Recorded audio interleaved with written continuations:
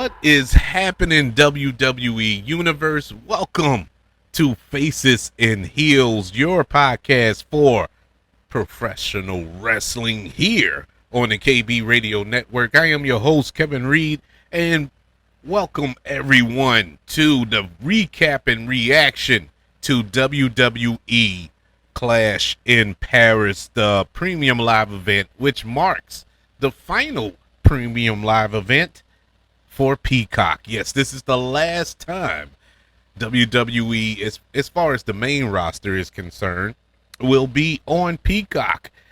From this moment on, at least until the contract expires, WWE will host or present their premium live events on ESPN. And no, not the network, their premium digital service or whatever it's called. And so this is it. I hope you enjoyed the Peacock era of WWE. Now, NXT will hold their premium live events on Peacock as well. So their relationship with WWE isn't over just for the main roster, SmackDown and Raw premium live events. But we'll address that in the future. As of right now, this was on Peacock. Clash in Paris. WWE returns to France, where was it last year or the year before last? I don't remember. When Backlash it was last year when Backlash took place, and my God, you want to talk about a crowd being invested into this show. I have never heard a crowd like that in my life. And so WWE was trying to capitalize on that with this premium live event, which I get it. But the thing that kind of irked me in the build up to this show, that's all they talked about was the crowd. I wanted to focus on the card, but the crowd was the thing, the noise, the crowd noise. I always feel like this. I'm a big believer in, if you give a good show, it doesn't matter if the crowd is in France, right here in New Orleans, or on the surface of the moon. If you put on a good show, the crowd will engage. And with all that being said, it was so much focus put on the crowd that I was kind of worried about the show. I was worried about these 6 matches that we were going to get tonight. And, the card looked great on paper. Now, the lead up, the build to these matches haven't been the greatest. WWE has, how can I put this mildly? WWE has been lazy. They've been lazy the last few months. You probably can go back a year or so. The build to these premium live events have not been hitting. Now, the stories are good. They're decent in comparisons to maybe a AEW or something. I don't mean to bash on them, but their stories. What stories over there? There are no stories in AEW, but it's just the build hasn't been there for a lot of these stories, for a lot of these matches, with the exception of 1 or 2 here. I would say since the Bloodline, ever since the Bloodline disbanded, it has not been hitting. But with all that being said, it was kind of a decent build leading into Clash in Paris. We had 6 matches. 6. And normally we get 5, but we got 6. And that's with 1 being canceled. I guess we'll talk about that first. The canceled match. And that was for the WWE Women's Championship with Naomi. And Naomi was supposed to defend her Women's Championship or the World Championship against Stephanie Vaquer, who won a Battle Royal at Evolution, the all-female premium live event. So it was like, okay, okay, I'm all in on this one. This is going to be fire. And then Big Jim, he messed it all up. Big Jim messed around and got his wife pregnant. But I mean, congratulations. I'm joking. Congratulations to those two. That is great, awesome news for them. But with that happening, Naomi had to relinquish the Women's World Championship. So the match between her and Stephanie Vaquer was canceled, and with it happening, with the announcement happening so close to this event, really couldn't find a replacement, really couldn't get any type of tournament or whatever to set up a match with Stephanie Vaquer.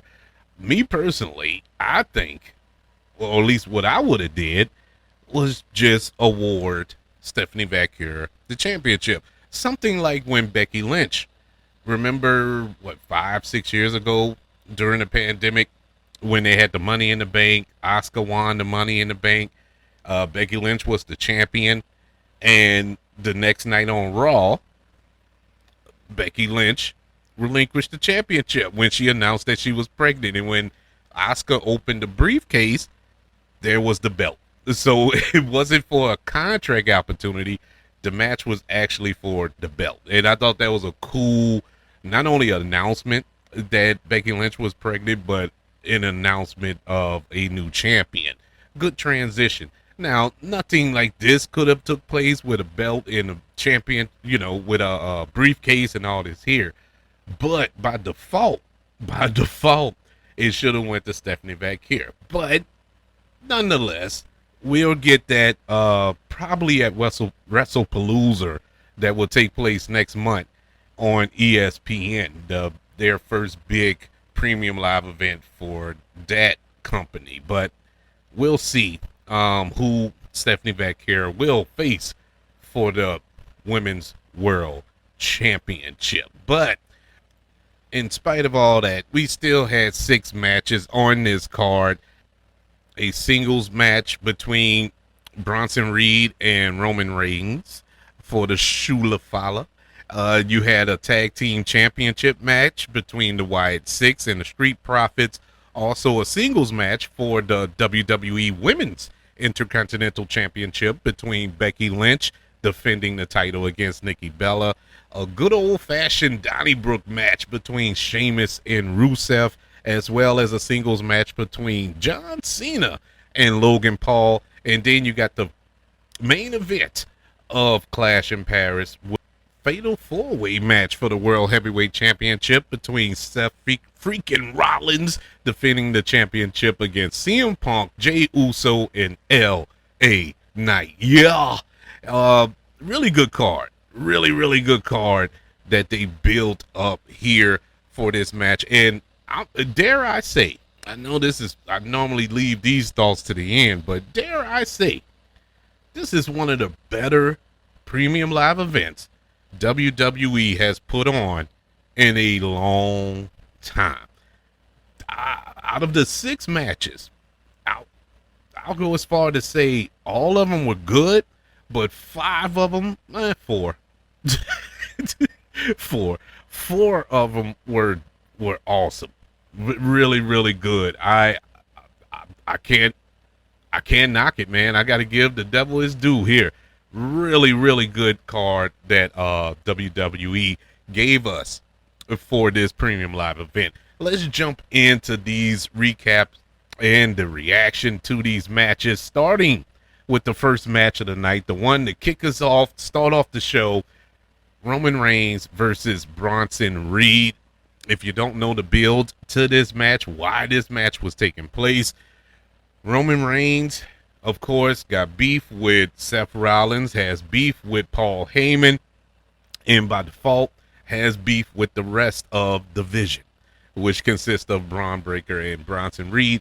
And so he's been a thorn in their side for a little bit, coming out from time to time to foil their plans of beating up CM Punk or Jey Uso or anybody that the Vision has targeted and given an assist. So they gotten so tired of Roman Reigns, they turned the tables, start playing the numbers game, and laying Roman out. And when they lay Roman out, hey, Bronson Reed takes his shoes, his Jordans nonetheless. And if you know about Roman Reigns, he is a huge sneakerhead. He loves his Jordans. He has m- multiple shoes.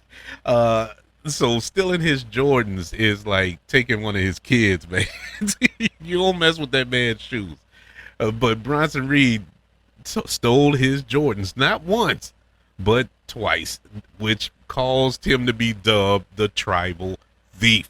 And now, this prompted a match between Roman Reigns and Bronson Reed for the rights of the Shula Fala. And that is a take off of the Lula Fala, which is what's worn by Roman Reigns as the Tribal Chief.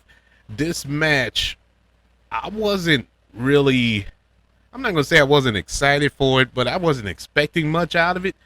But dare I say, this match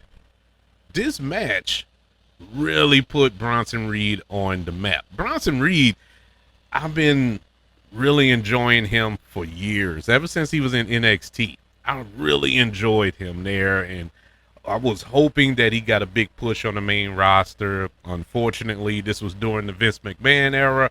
He got called up and immediately got fired. And so he was gone. And when Triple H took over, one of his first returning stars was Bronson Reed. And been waiting for a couple of years now. Now, I know there have been some months where Bronson Reed was injured, when he got injured at Survivor Series, when he jumped off the top of that War Games cage. And so there was a little pause there, but he's returned with the Vision, and man, he has been killing it, man. I really have been enjoying him and Bron. That whole stable, that whole faction has been doing God's work in WWE, and particularly on Raw.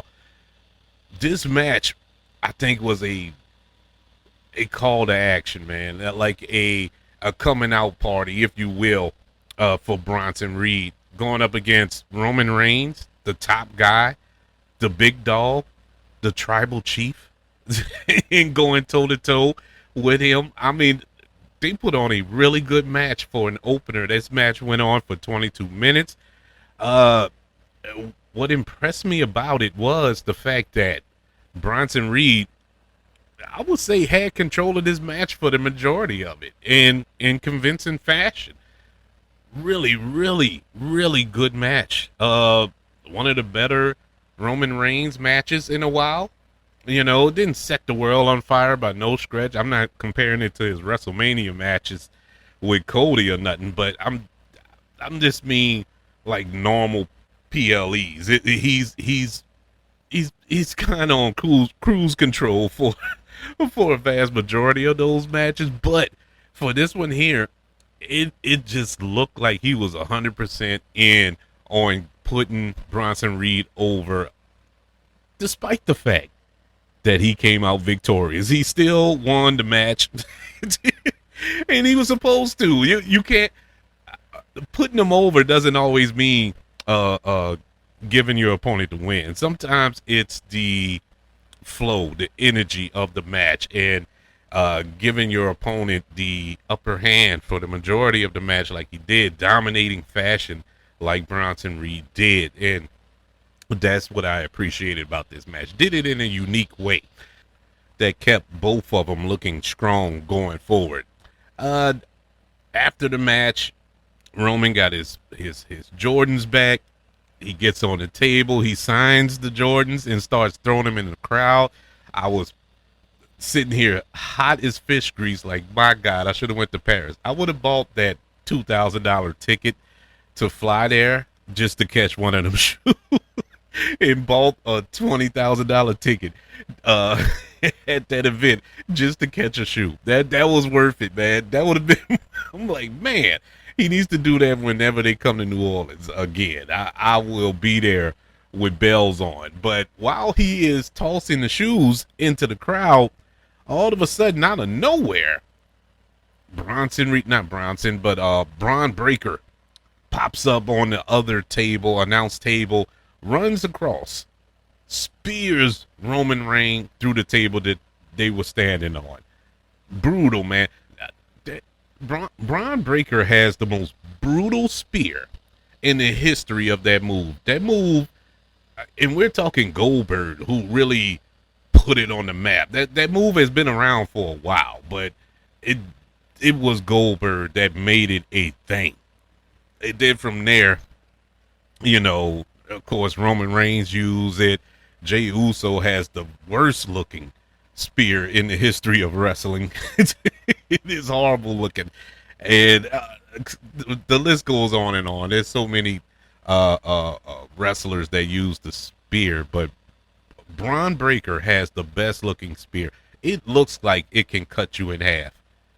At the velocity that he's coming at you with, the force, everything. It just looks like it will kill you in real life. And he hit Roman Reigns with that spear.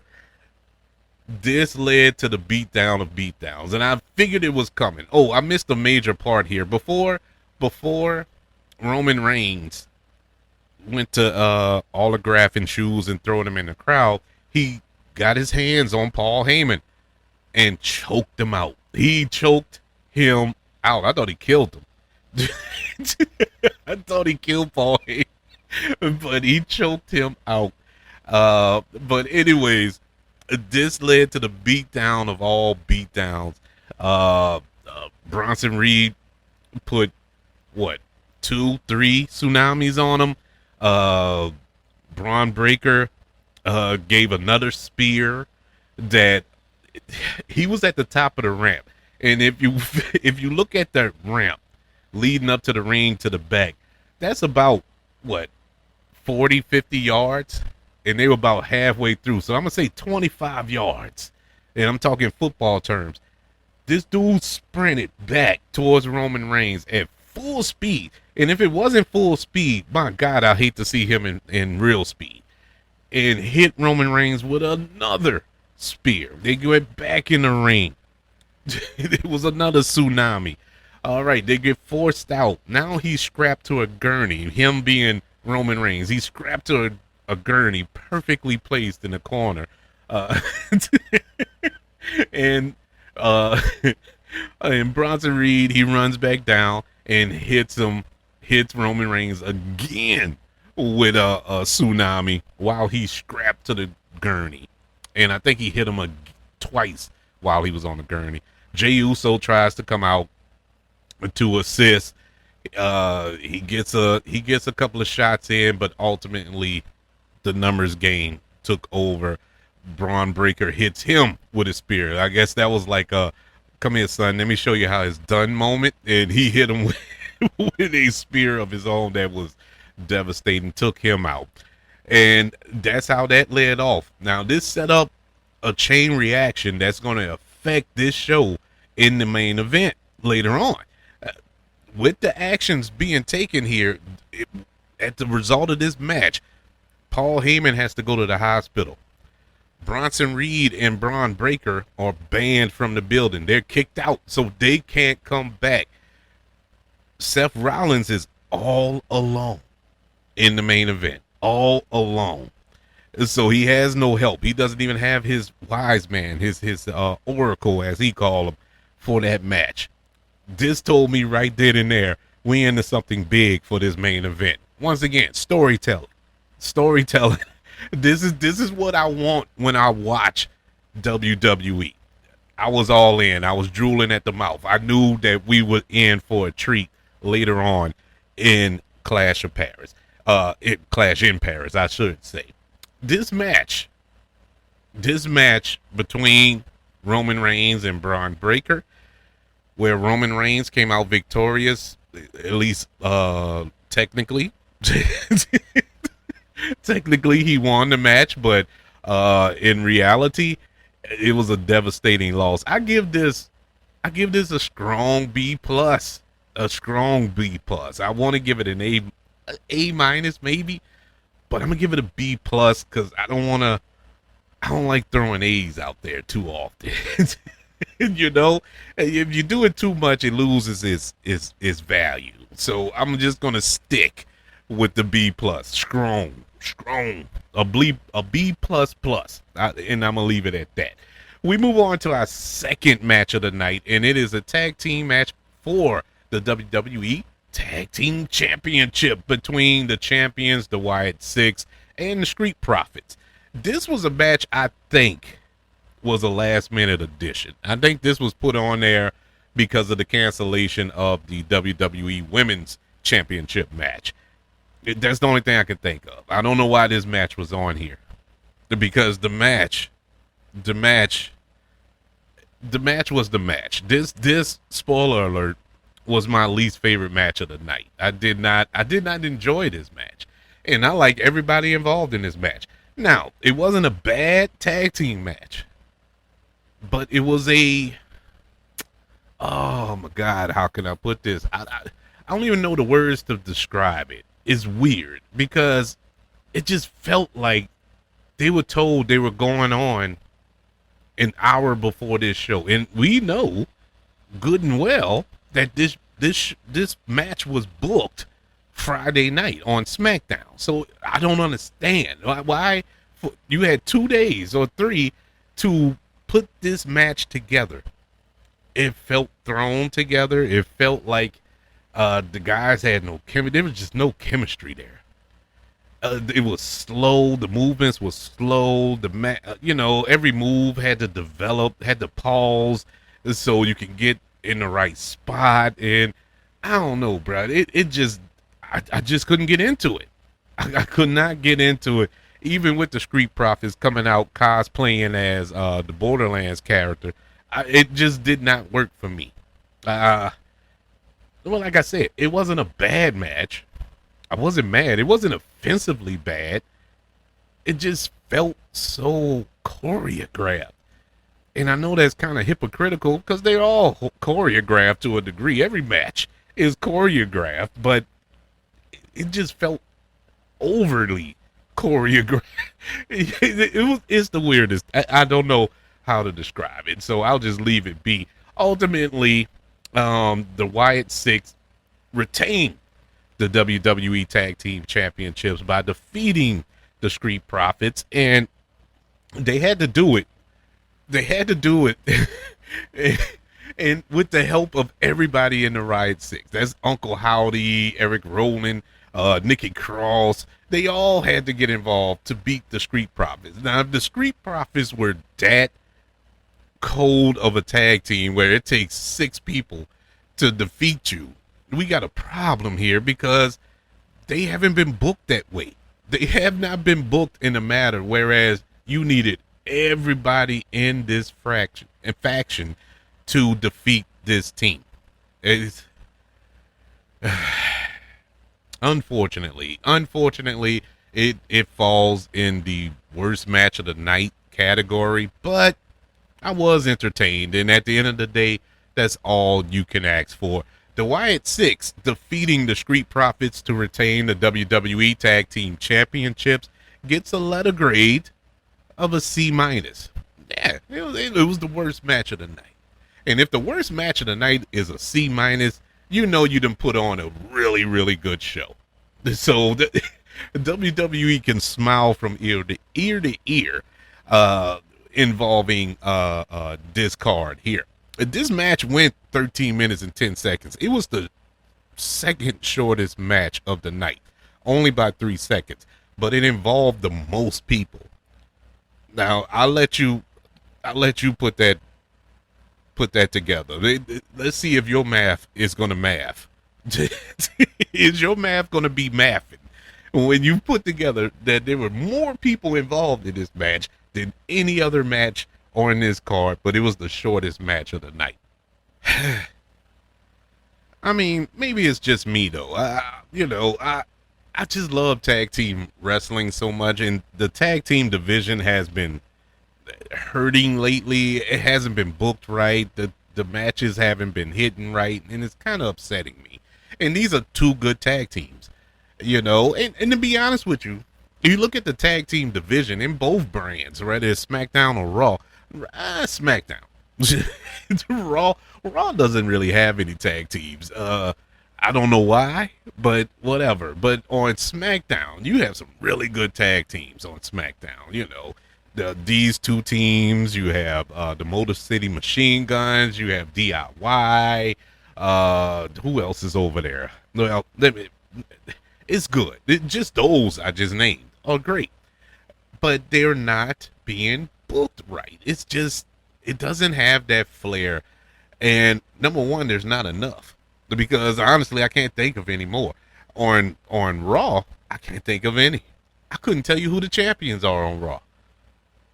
I know the New Day is over there, but they messed that up. But who are the tag team champions on Raw? Is it Judgment Day? No, they lost, right? I don't know. I can't remember. That's how bad it is. But I want the tag team division to flourish on both brands. I really do miss good tag team matches. You remember Black and Gold NXT? But the tag team division was fire. The tag team division was better than the world championship race. You know, it was that good.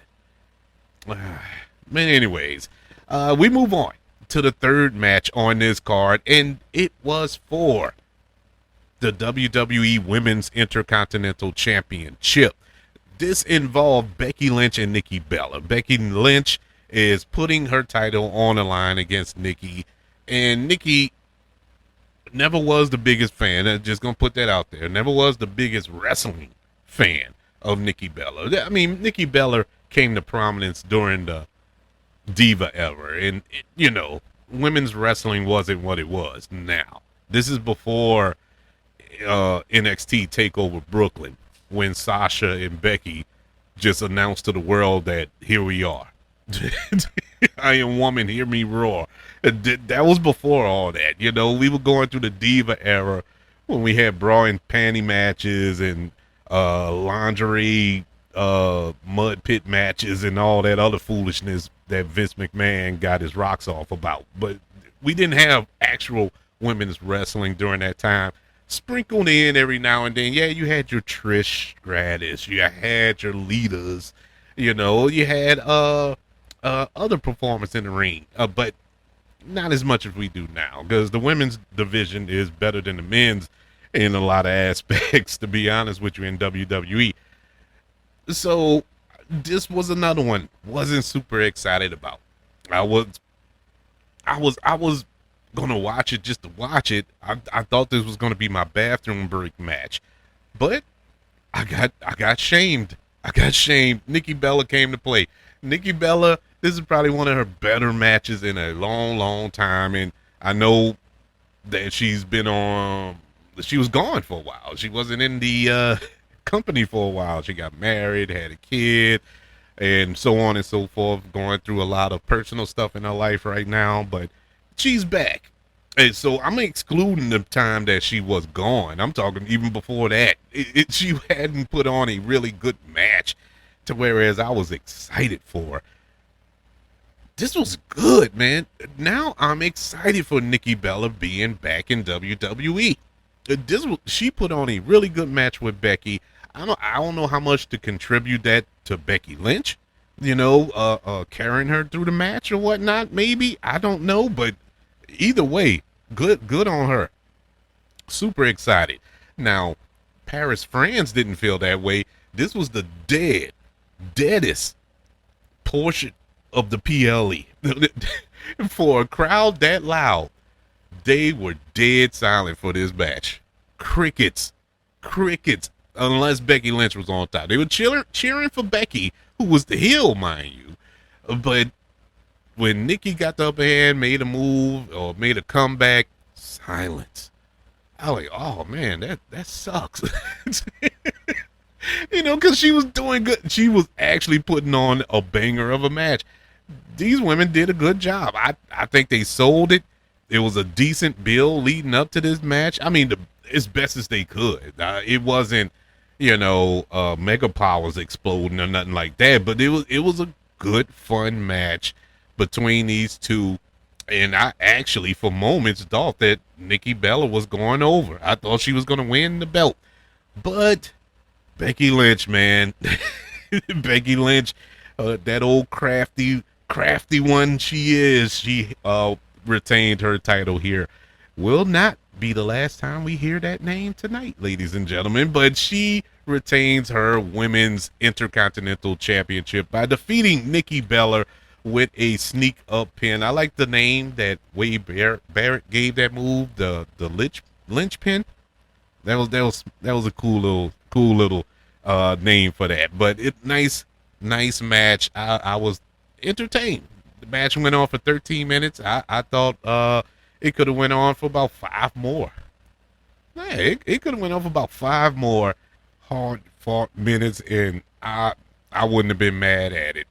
Becky Lynch retaining her women's Intercontinental Championship by defeating Nikki Bella gets a letter grade of a strong C+. I thought this was a really good match for the time that we got, for the little build that we got leading up to it.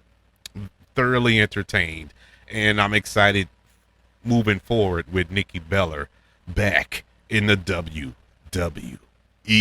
We move on to a good old-fashioned Donnybrook match between Rusev and Sheamus. Rusev returns to WWE a few months ago after his little stint in AEW that went nowhere. To be fair, his stint in WWE before he left went nowhere. He was over, but for some strange reason, Vince McMahon, in his infinite wisdom, did not give him the push. But he's back. He's back now. And they kind of put him in this little feud with Sheamus. They've had a feud in his first run here in WWE. Nice feud they had. Two big, sweaty men slapping meat, as Big E would say. Always put on a good match. It helps that they're actual best friends in real life. I think they stay next door. They're neighbors. They're that close of friends. And so it was smart to kind of put him in a feud with Sheamus to build him up moving forward as this threat on Raw. I'm all for that. They've been having little skirmishes backstage on Raw. They've had a couple of matches on Raw, both traded victories apiece. So this is the rubber match. This is the blow off, I hope. This Donnybrook match, which is pretty much a no holds barred match. Anything goes. It is what it is. It started off slow. This started off slow, and it needed to. I mean, we couldn't come out hair on fire on this type of match. The one thing I was surprised by this match went on for 20 minutes. I didn't think this was going to be a 20-minute match. Blew my mind, man. I mean, just blew my mind. This was a hell of a match. This was a really good match, man. Sheamus, God bless him, Sheamus will give you the banger after banger every now and then, but then in between those bangers, you'll get a weak, a slow burn of a match that you're like, oh, come on, Sheamus, it's probably time to retire. He started looking as if he moved slow, and he had put on some weight there. I remember when he got hurt and he came back, he was a little pudgy around the mid area, and I'm not knocking him because I got a lot of pudge around my mid section. But he on the other hand, he's known for being in shape. He has these workouts that he do on his YouTube page and stuff like that. But he came back, he was a little overweight. It looks like now he's back in shape. He looks better. And bruh, these dudes put on a banger. This was a banger for a Donnybrook match. Just full transparency here. A match that I don't care for. I don't like Donnybrook matches. I don't like no holds barred matches. I don't like all that. They have their place. Don't get me wrong. They have their place, no holds barred match. But, seeing them all the time is just not my thing. You know what I'm saying? Sometimes you just want to see a really good match. Just straight up, in between the ropes, doing your thing, going all outside the ring, using kitchen utensils and whatnot. That's that's not my bag. But this was a really, really good match, man. Really good match. They sold the story, a really good story here being told between these two. This being the blow off match, there was a lot. There was a lot on the line, reputation wise, and we got a lot of finishes. We got a lot of false finishes, I should say. A lot of brutality between these two that you needed to showcase that because these are big, grueling men. They couldn't be weak. It had to be devastating. There had to be a level of destruction to take place in this match, and there was plenty of it, to the stuff on the outside and to their own bodies. Super enjoyed it. They had a couple of botchy moments in the match that kind of took me out of it for a couple of seconds here and there, but by the end they were all blown up. you know by going at it for as long as they did. So I didn't, it didn't take away from my grading of the match, but it's worth noting. But shockingly, at least to me, Rusev went over. Rusev wins the match, defeating Sheamus in this Donnybrook match by submission. Yes, Sheamus tapped out. And this, at the end of that match, all I can say is, okay, we're about to get a good push from Rusev. At least we should. This is the moment you should get a push from Rusev. Yeah. Because this is a strong way to leave that feud. Just to have him fighting Otis on Raw next week. Or, you know what I'm saying? It's just dumb stuff. You need to push him into a title picture, whether it's the Intercontinental Championship. But right now, the Heavyweight Championship is kind of occupied. It's a little crowded in that area. But he's in a perfect spot for the Intercontinental Championship, however that goes, whether it's Dom or AJ Styles. We'll find out on Raw. But yeah, it's time to push him. I give this Donnybrook match between Rusev defeating Sheamus a letter grade of a C+. Yeah, it's really good. Really, really, really good. I was shocked. I was really shocked by the outcome and how much I actually enjoyed this match. I don't know how else to put it. So we move on to a match that under normal circumstances would be the main event, but we had a main event that was had bigger stakes involved. Our fifth match of the night involved John Cena taking on Logan Paul in a singles match. Just a match, nothing on the line, just a simple match. Bruh.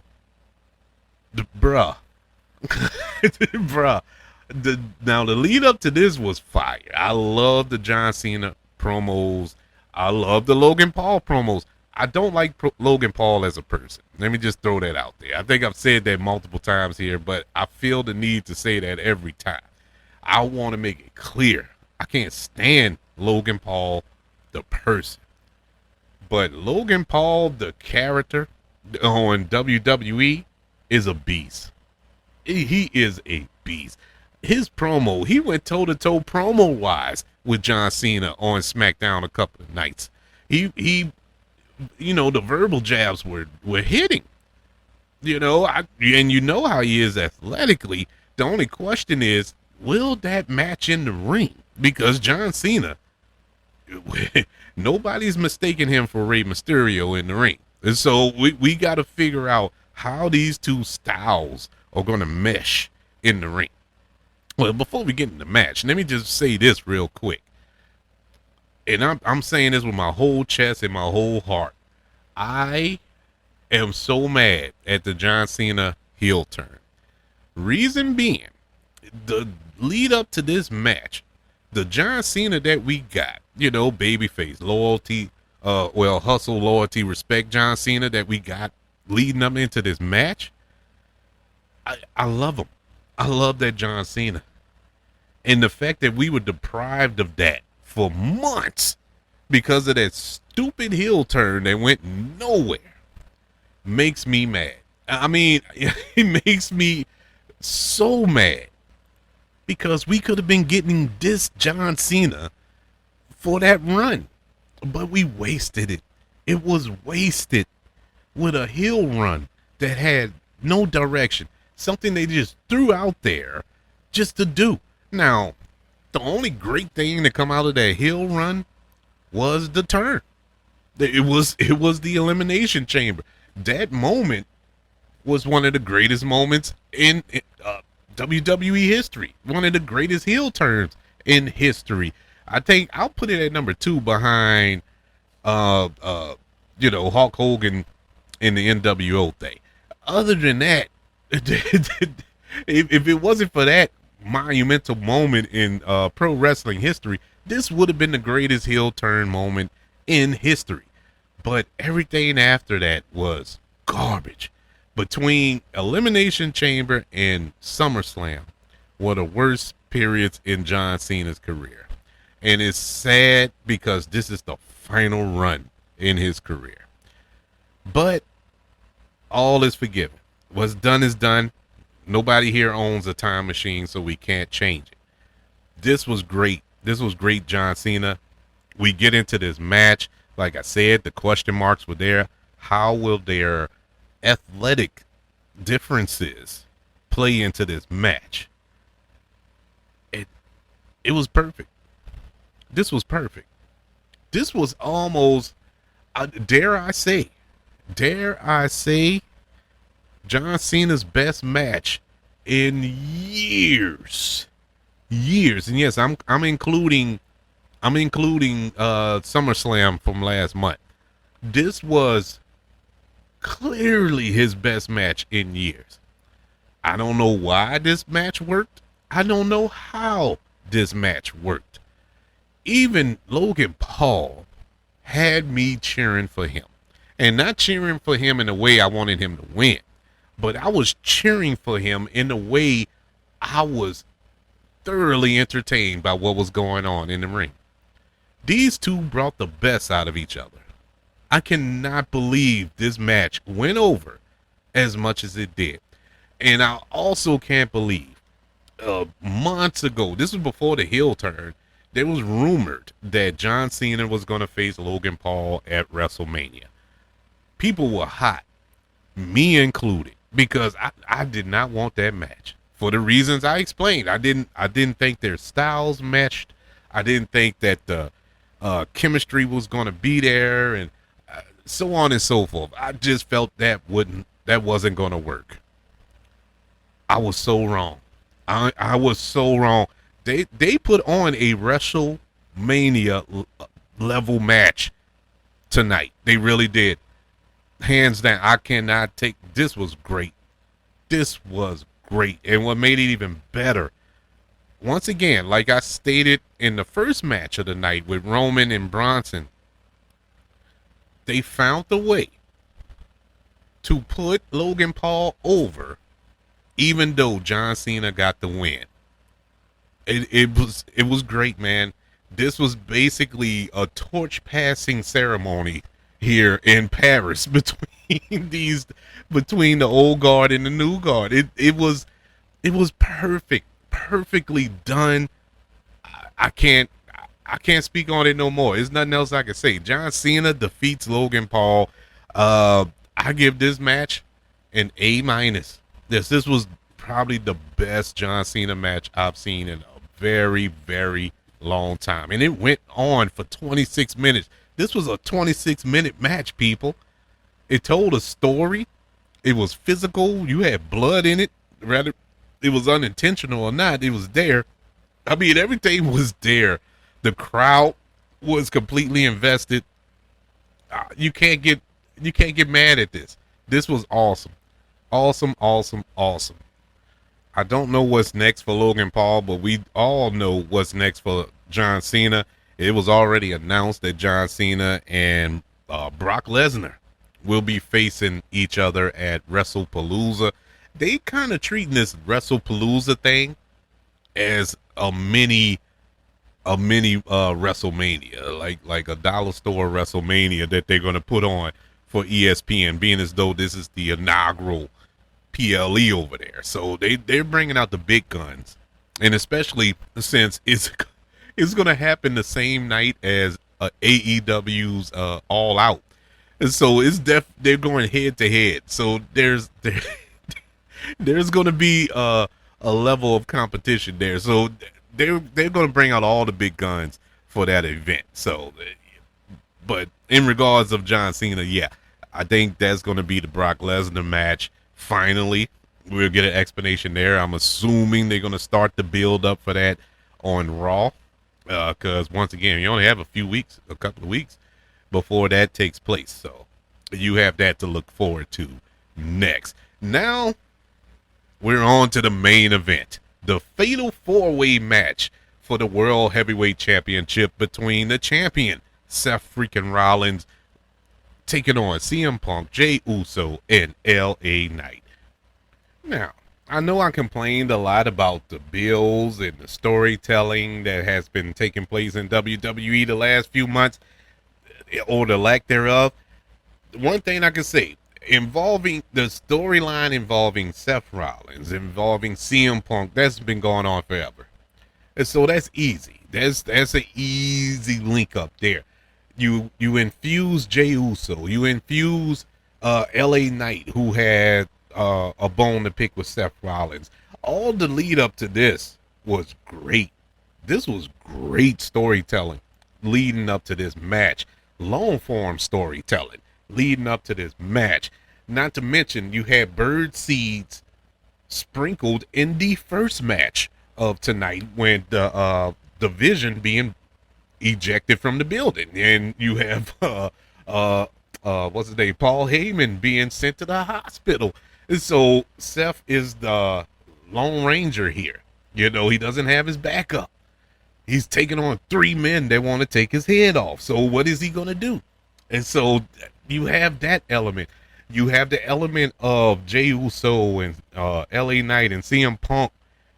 CM Punk trying to get on the same page with everybody. Everybody else is like, no, it's every man for themselves. And there's that element. Oh, you can't trust Punk. You can't team up with LA Knight and all this. I mean, so many elements to make this story pop, to make this match pop.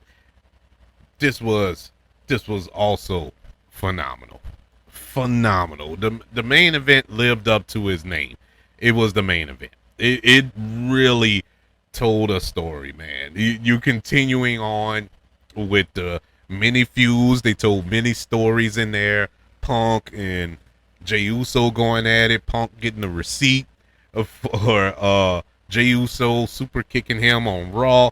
The first thing he did was super kick Jey Uso when they got in the ring. The beef between LA Knight and Punk.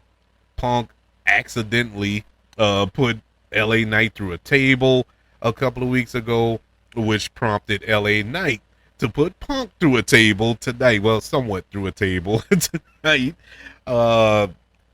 Eventually, they team up together to triple team Seth Rollins, and that ended in disaster where everybody ended up turning on one another.